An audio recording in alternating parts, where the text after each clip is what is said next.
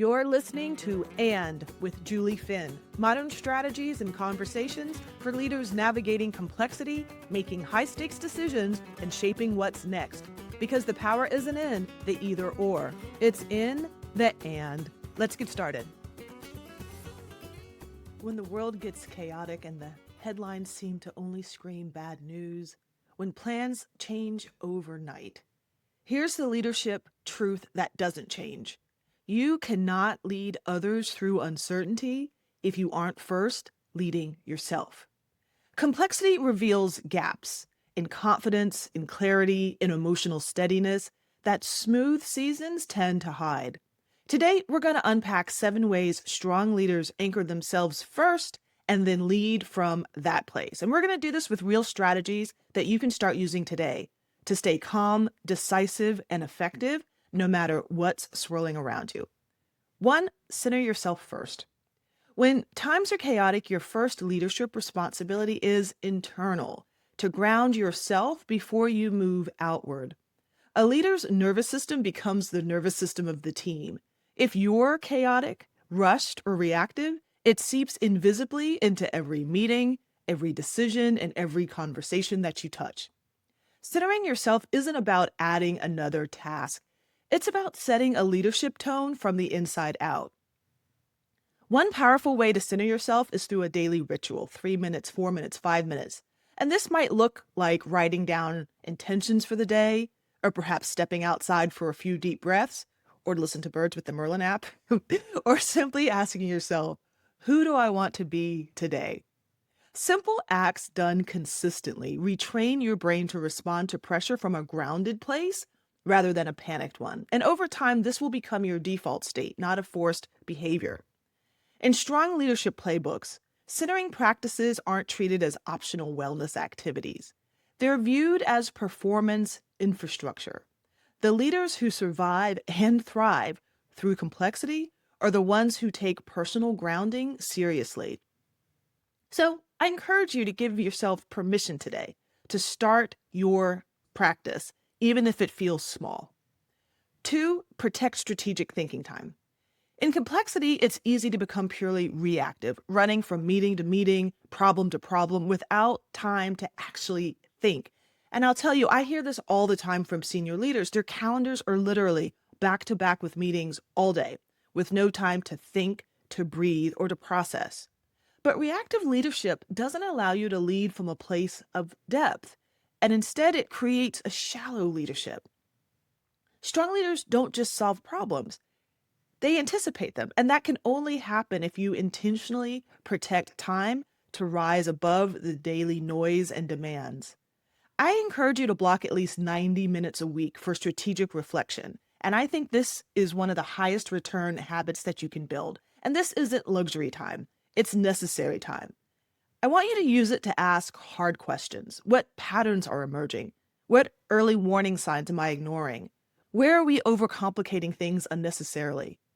Thinking time lets you lead at the level your team needs, not just the level that your inbox demands. And look, I know, easier said than done. When there are more meeting requests than there are hours in the day, it can feel impossible to carve out time. But I encourage you to truly assess the time on your calendar. So in terms of meetings, for example, do you have to be there, or can you send someone from your team? Or perhaps the meeting can be shorter. We get so accustomed to these 30 and 60-minute blocks, but maybe you can have a shorter meeting. Or even better, can the meeting be eliminated altogether, with collaboration instead happening asynchronously through the use of knowledge hubs and collaboration tools? In every great leadership system, including the way that I coach leaders in my programs, structured thinking time is treated like a non-negotiable appointment with your future self. This isn't about perfection. It's about carving out space to lead on purpose and not by accident. Number 3, protect your margins for yourself and your team. In fast-moving environments, it's dangerously easy to burn through your margins without noticing. Leaders often pride themselves on endurance, but complexity punishes leaders who run at their limits for too long. When you operate without margin, without space to think, to feel, recover, you can end up leading from a place that feels brittle, impatient, and short-term. Protecting your margins starts by actually building white space into your calendar. And I think white space is critically important. This means blocking breathing room between your meetings. It can also mean understanding the rhythm of how you work, and each person is different. So, for example, do you need time to get your head around your day in the morning? Then block it. Block 8 a.m. or 9 a.m. or whenever you start. Do you have to step away to clear your mind every few hours? Block it. It means saying no to tasks that others could easily do on their own. It means refusing to see exhaustion and busyness as a badge of honor. And your people may be your team, it could be your family or your children. Your people notice more than you realize, and they will model your pace and health, not just your directives. The leadership systems that endure complexity are built on sustainability, not burnout. Margin isn't weakness. It's the infrastructure that allows strength to be consistent instead of sporadic. And leaders who understand this principle don't just survive long seasons of change, they lead with staying power. Number 4, challenge false certainty. So, one of the most dangerous temptations in complexity is pretending you know what you don't. Leaders sometimes cling to false certainty because admitting uncertainty feels vulnerable. And I get it. I have worked in environments where even the hint of not knowing would open the door to things that we don't want. Things like authority erosion, confidence in your abilities being called into question, and even in some instances, career deceleration. I understand, and I know that all advice must take into consideration the culture in which you operate. But in truth, false certainty is far riskier. It leads to poor decisions, eroded trust, and missed opportunities. Strong leaders learn to name uncertainty without surrendering authority. This is key. Uncertainty isn't a shrug with a, your guess is as good as mine. No, instead it sounds like, here's what we know. Here's what we're watching closely. And here's our next best move based on today's information. It also sounds like curiosity, being open to alternative perspectives, data, and suggestions. Humility paired with decisive action is one of the most stabilizing leadership postures you can take in turbulence. It tells your team we're navigating wisely, we're not guessing blindly. Momentum building leadership playbooks don't train you to fake confidence or to have to pretend to know things that you don't. We know you don't have a crystal ball. I coach leaders to build real earned confidence, the kind that can absorb ambiguity and still move forward. And I'll tell you, that's a huge part of becoming the kind of leader that others trust most, especially when the road gets rough. Number 5, focus on decisions, not perfection.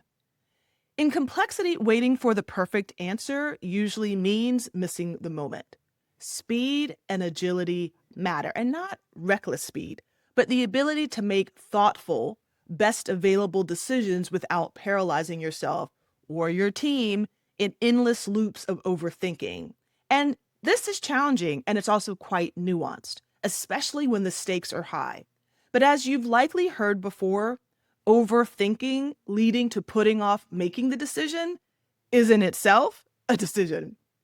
I suggest creating a metric to help you determine when you will make a decision. So, for example, you may adopt a 70% or an 80% rule, whereby you say if you have roughly 70 or 80% of the information that you need, you make a decision and take action.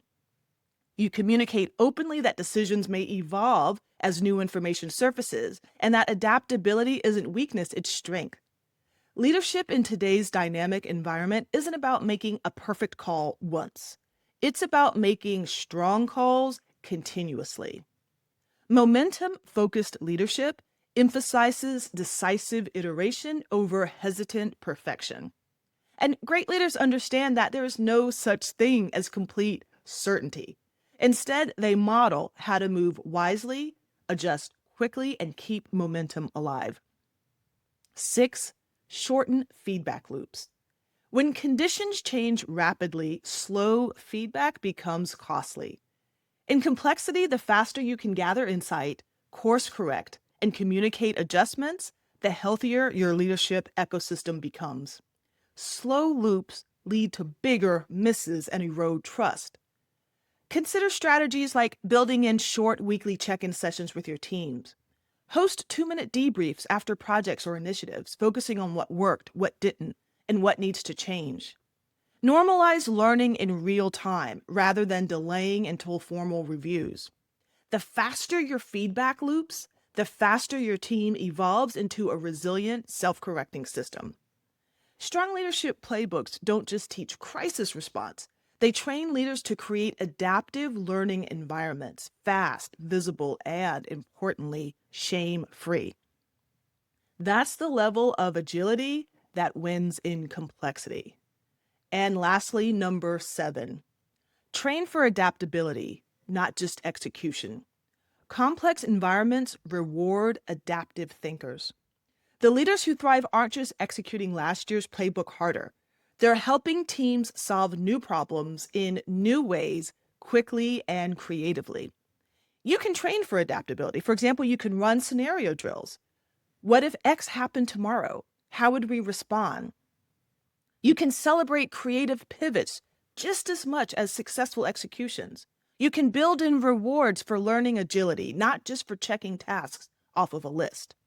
Encourage curiosity and continuous learning. Leadership frameworks like the ones I use in coaching executives show you how to train your people and yourself to adapt wisely without losing momentum. In times of rapid change, that's a competitive advantage that no title can guarantee. Leading yourself first and then operating from that place is not selfish, it's strategic. I'm a huge believer in the importance of personal or self-leadership as the foundation for effective team and organizational leadership. When you are steady, focused, and adaptive, you give everyone around you permission to follow your lead. In our next episode, we're stepping beyond you and further into your teams. How do you lead people powerfully through uncertainty without losing heart or momentum?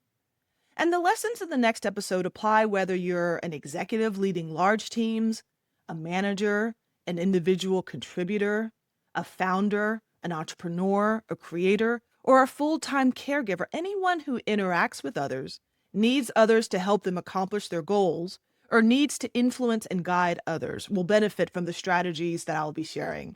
So I encourage you to stick with me. You're not just surviving complexity, you're building your strongest leadership and influence yet. Ask you to please share, like, and subscribe. All of these actions are really important to letting the algorithms know to share this show with more people. See you next time. Thank you for listening. Remember, the best answers rarely live in the either or. They live in the and. If you want to keep this conversation going, connect with me on LinkedIn or check the description for ways we can work together.